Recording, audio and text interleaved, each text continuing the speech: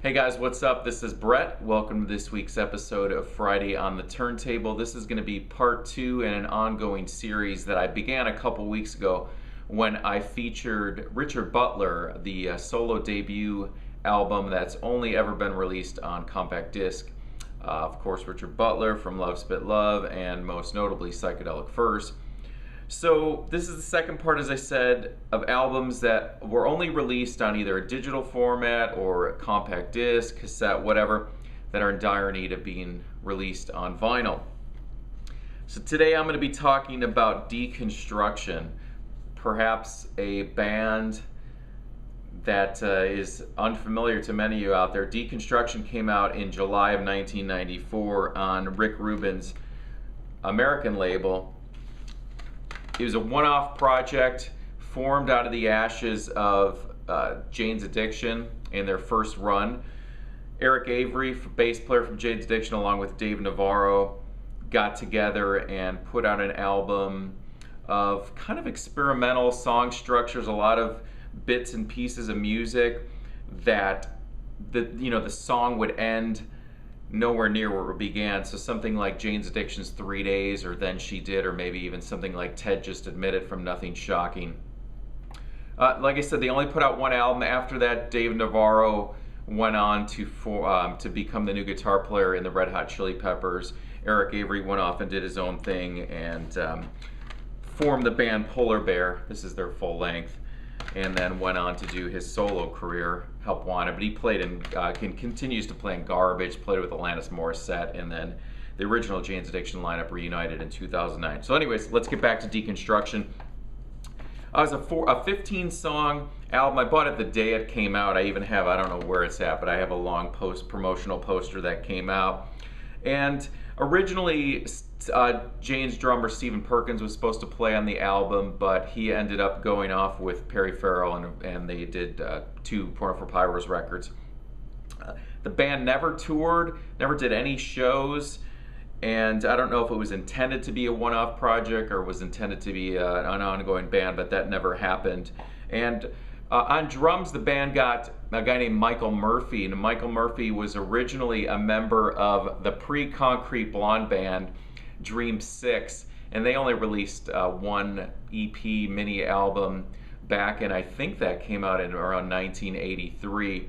And then Michael went on to be in this band called Lions and Ghosts. They were an LA band. They later got signed to EMI and then dissolved in around 1989. And Michael was the drummer of that band.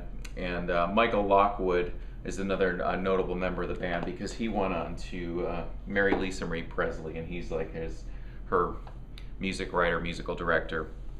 So Deconstruction, as I was talking about their song structures earlier, there was only one promotional single came out on CD for this one, for the opening track, LA Song. I remember there was a music video for that, which I looked up right before I filming just to make sure it was available. So that music video you can watch. Dave, it's the band driving around in a car in Los Angeles. LA Song, a lot of samples from various movies. And like I said before, they would just juxtapose these interesting pieces of music, and the songs would take just these segues that would, complete right turn into different territory, but it all seemed to work really well. Main vocals were done by Eric Avery, who has kind of more of a deep voice, more in the range of like an Ian Curtis from Joy Division. It was a treat when this came out to actually hear Eric's vocals, because in Jane's Addiction all he ever did was play bass. Dave Navarro sings some backing vocals, some lead vocals on this, as well as Gibby Haynes from Butthole Surfers, who the band played with on the first Jane's Addiction played with on the first Lollapalooza tour.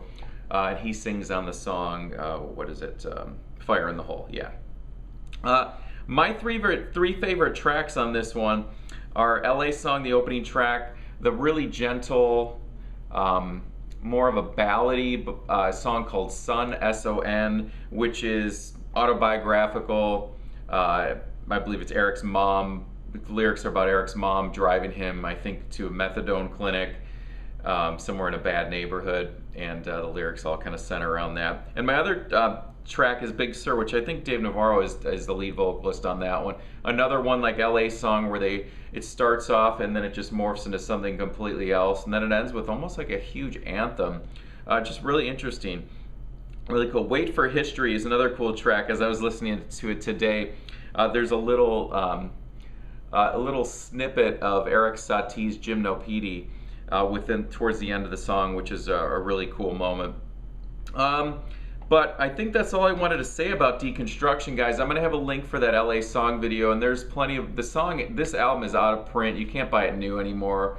I looked, it's not on Spotify, but there are, I think the whole album is up on YouTube, but I will put a link for the music video for that. So anyone's watching out there from American Recordings, guys, let's get this issued on vinyl so more people can hear it, because it's a definite strong point in the whole Jane's Addiction related musical output. So Eric Avery, Dave Navarro, Michael Murphy, Deconstruction, 20 years old next month. So guys, thanks for watching.